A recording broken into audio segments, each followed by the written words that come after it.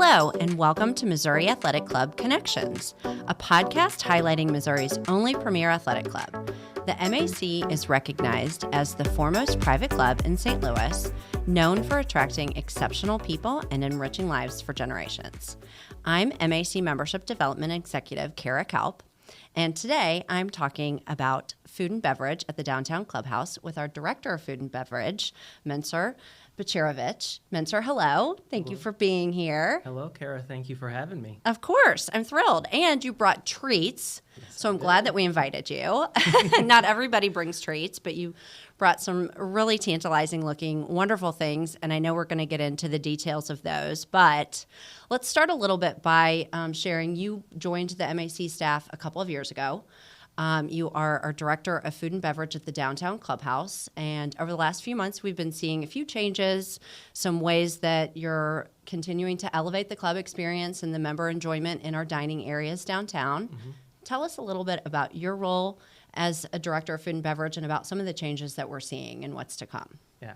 So, of course, I'm the Food and Beverage Director here downtown. I've spent probably most of my first year at the MAC, really focused on catering. Okay. Revamping catering. And we've made huge strides in catering, booking 50 to 60 weddings a year, not to mention the large sum of membership events that our members are enjoying and loving, as well as this next part of the year focused solely on a la carte, really focusing the member-centric areas, like the Jackbutt Grill as well as the Sportsman's. Okay. So those have been my focuses in the last year, especially when Chip got here, so yeah. Of course. I know. We're seeing some enhancements all over the club, all across the clubhouse, of course. Some things I've noticed is some new table lamps and some placemats, place settings, some kind of just small details to as we're starting to present new menus and things like that. So tell us a little bit. At the Downtown Clubhouse, we've got 2 restaurants. So let's kind of start with some of the things that we're seeing in terms of our focus on those food and beverage offerings and the changes in those 2 restaurants that are coming up. Yeah. So our big focus, at least for Sportsman's, most people call it the 4th floor, but we want to change that. It is. We want to give it the identity that it deserves. Okay. And a lot of our membership for breakfast or lunch, breakfast is you come in before your workout, before you go to work, as well as lunchtime, it's strictly just buffet, and I want to pivot a little bit. Okay. I want to make sure the a la carte menu is seen. That's why with our new menu and with our new offerings, my big focus is from table to kitchen and back out. It needs to be within 15 minutes. That way we're very mindful on our members coming in for a half-hour break during lunch or business meetings. Yes, it's a busy hub of activity, especially on Wednesdays. Gumbo is not going away. Nobody have cause for alarm. But it is the 4th floor or Sportsman's, as we now prefer to have an identity for it. It is where a lot of our members gather. They bring friends, they meet friends, and they, have a limited amount of time, and they want to have a wonderful dining experience, but do so efficiently. So you're focused on that right now, and we have a new menu. Is that?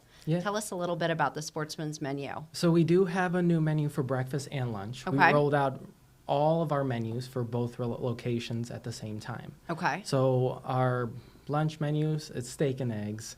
Your omelets, freshly made every single time for breakfast. Yes. As well as lunchtime, we're looking at, steak tartare, salmon carpaccio, which has been a huge sell for us. Wow. And then we also have a hot honey chicken sandwich. Oh, I had that. I had it last week. I was invited to eat on the 4th floor, and it was wonderful. Yeah, see, we're trying to get a little bit more input off the members on what they'd love to see. Okay. And that's really been the sole focus of the 2 menus for Sportsman's as well as the Jackbutt Grill. And the buffet remains, but you've elevated the offerings on the buffet a little bit as well to complement your changes to the menu. Yeah, so we focused on the buffet too, more of a visual aspect too, as well as the taste. We haven't had any members complain about the quality. The quality has been great. It's visually appealing because in food and beverage, you eat with your eyes first. Yes. So when you see these gorgeous dishes on the table, it's like it really attracts you to it. Of course. That's the big thing with the buffet. Okay, so how does the Jackbutt Grill differ? If you're trying to be an elevated but efficient experience in Sportsman's, what is kind of your defining vision for what the Jack Buck Grill enhancements look like and what that experience is like? Yeah, so with the Jack Buck Grill, if you look at our new menu that's been Mm-hmm. rolled out, it's more of a build your own entree. Okay. That way it gives the member the variety to build what they want.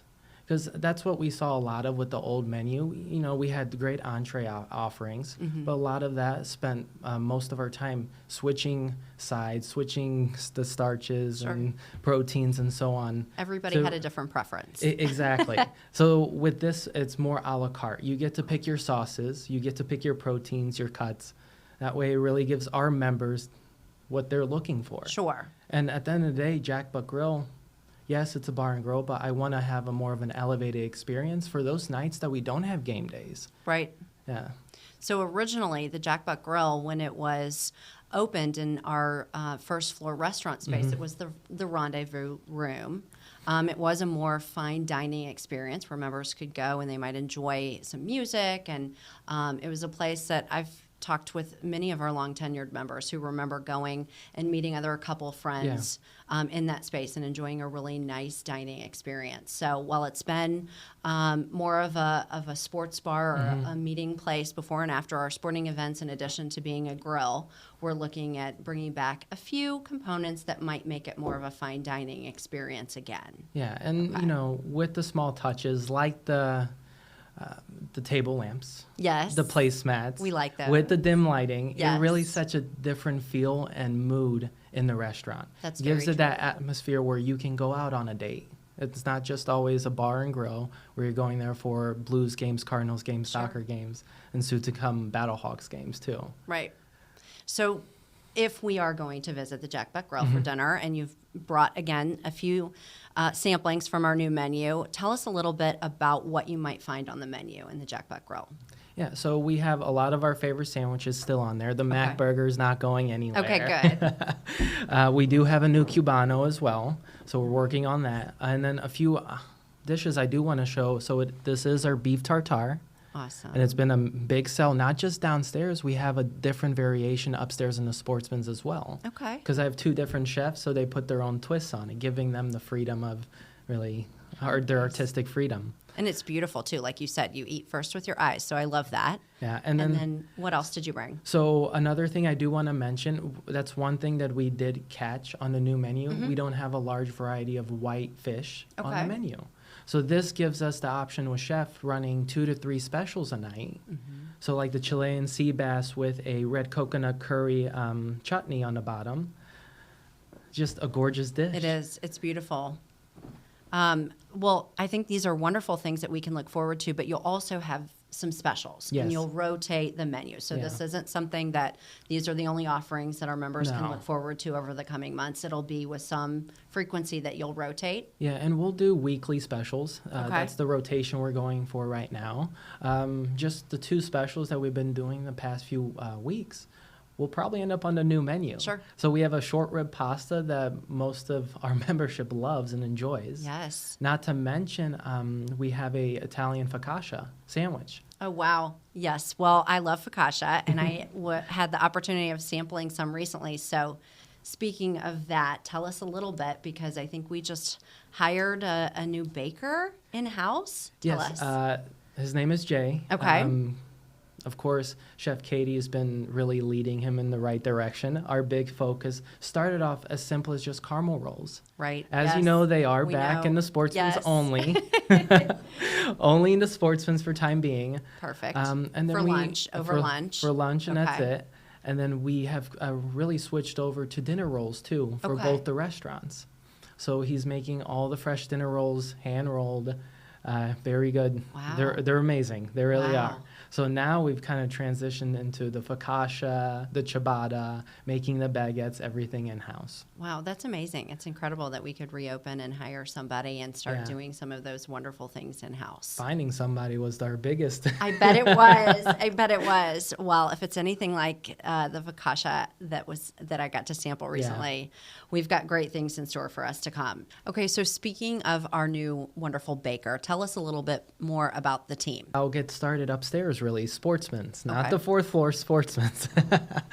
As most of our membership already knows, we have Scott upstairs, which great sous chef, came with Commonwealth, as well as Kelly. Kelly has spent most of her career downstairs in the Jack Buck Grill. Yes. I'm giving her the chance to really, she's been doing an amazing job elevating the experience up on Nice. the sportsman's level. Love that. Yes. Besides that, I have the Jack Buck Grill. Everything you see here today, Josh did this, Chef Josh. Most of his background is really seafood. Okay. And he came from Hawaii, so of course that's why you see a lot of fresh seafood with the sea bass, the tuna, and everything else on his creations. Beautiful. But I also have my team down there.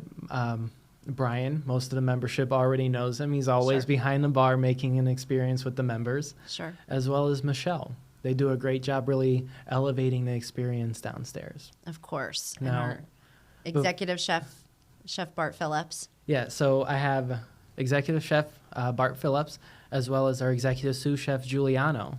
They really hold the entire building together when it comes down to any food and beverage experiences. And it's not just the 2 a la carte locations. It's all the catering and everything else that really is focused around our members.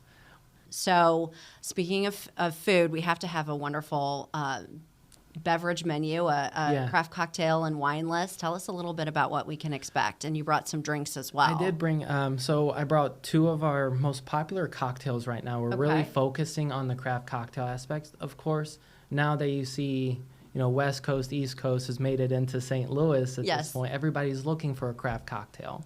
So first one, we have our Cucumber Bliss.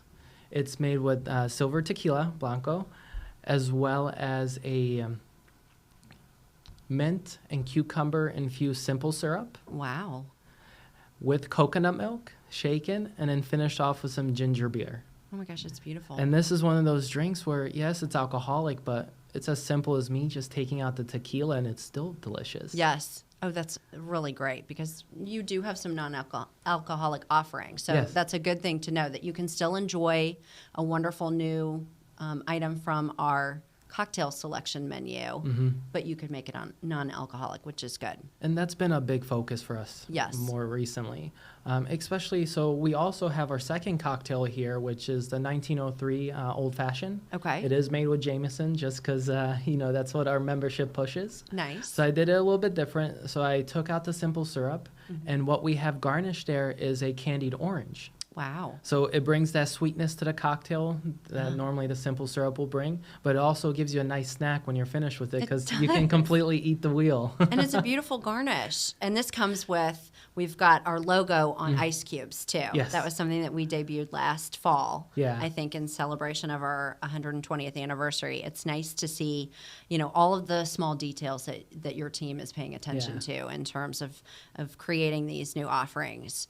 So in addition to cocktails, we have a new wine list, I assume, as well? Yes, so we have a new wine list. The new wine list was really created between me and Patricia, Okay. which is our consultant that we have currently. Okay. And our big focus was really kind of stepping back from all the big names Sure. because our bigger focus was bringing in high quality wines from more niche wineries. Making Wonderful. sure the quality is there, the experience is there. And it just really helps, not just with the membership, with the team, really building that depth of flavor with the new wines.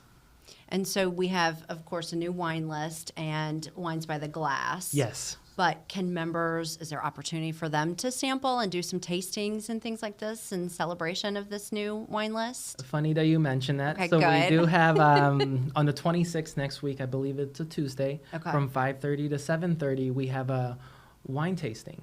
So Nice. we're going to sample a lot of the by the glass and a few selections by the bottle.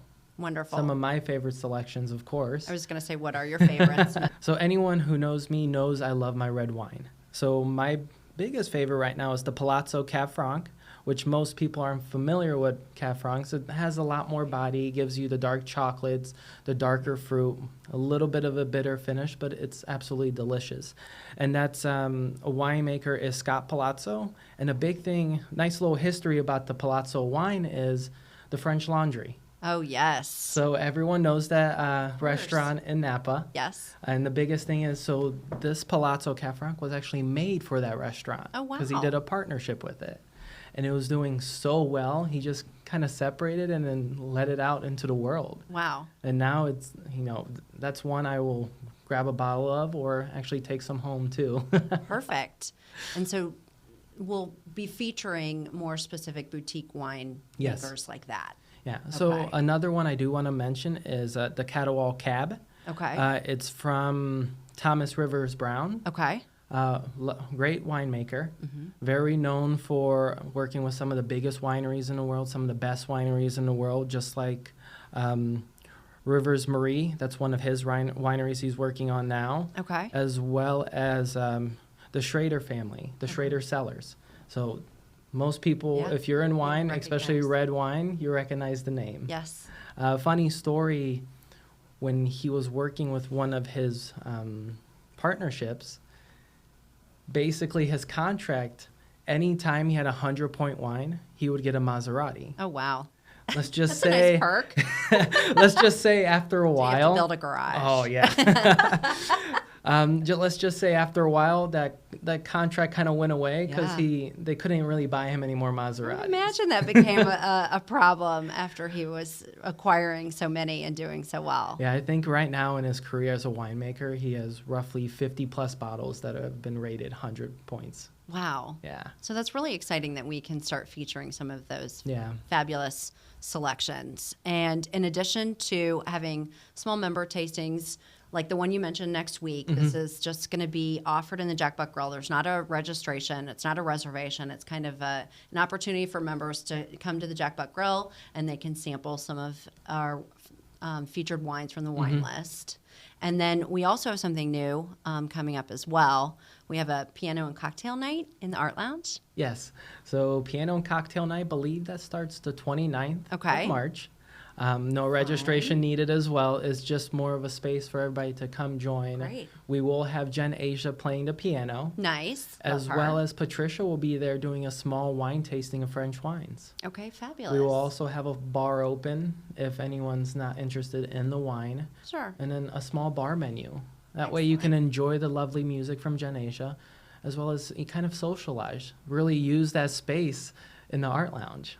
And that's a great weekend as we're getting into the spring to start taking advantage of welcoming friends and just, at the end of a week, winding down at the club. Yeah, and we want to make this more of a really a social event for our members to bring them downtown for a nice date night experience or a nice Sure. relaxing experience. I love that.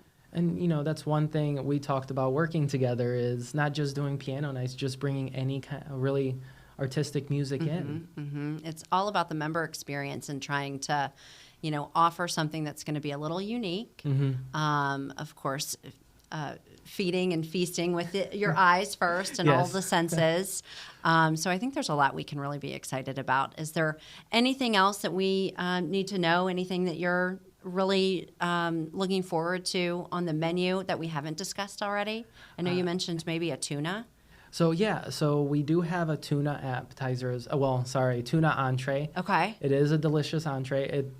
The biggest thing is color-wise. Okay. The bright pink sushi grade tuna looks amazing. Oh, I Not bet it to does. mention the wasabi mashed potatoes that are with it. Oh, Yes. wow. Well, we're really elevating things quite a bit, I must say. This sounds really exciting for spring. And then, of course, as you mentioned earlier, it'll rotate again in June or July. Yeah, so our big focus now is try to rotate 4 times a year. Okay. We really want to bring in the seasons. And, we're reimagining our current menus. Sure. That way it is possible to make a summer change, make a fall change, and a winter change. And some classics will stay. Yes. So things won't always be exiting as we're including new things. Or So s- things will stay. Or some things may be coming back because, Yeah. If there's demand for some of those specials, maybe they find a way onto an upcoming menu. Well, Exactly. good. Yeah. Well, I think it's wonderful. I'm thrilled you brought these. I hope you're going to let us try them. I mean, I'm excited. Of course. Just seeing them. That's one of the fun things about all of the new menu items is there's Yeah. something for everybody, I Yeah. think. And, that's the big thing with me being a food and beverage director. If anyone sees me with cocktails or food, really share? changed their entire mood. I have no idea how many people stopped me on the way up here. Oh, It's I like, bet. you're going to the wrong office. Exactly. Well, Mentor, it's wonderful to get these updates and kind of learn about the ways that you are making some great elevated changes in food and beverage at the Downtown Clubhouse. We're excited to come dine and celebrate and enjoy the whole membership experience. So thank you for being here. Thank you for having me. sharing. We have a lot more to come. I'm excited. We'll certainly be looking forward to all that is to come. So thank you. And everybody, thanks so much for tuning in for another episode of the Missouri Athletic Club Connections podcast. We'll look forward to seeing you again soon. So really and truly, what's your favorite thing so far? So I do love a good steak tartare. And the tuna, that's the biggest reason I did both of those. But you have to try his sea bass. Oh my God. He does a great job.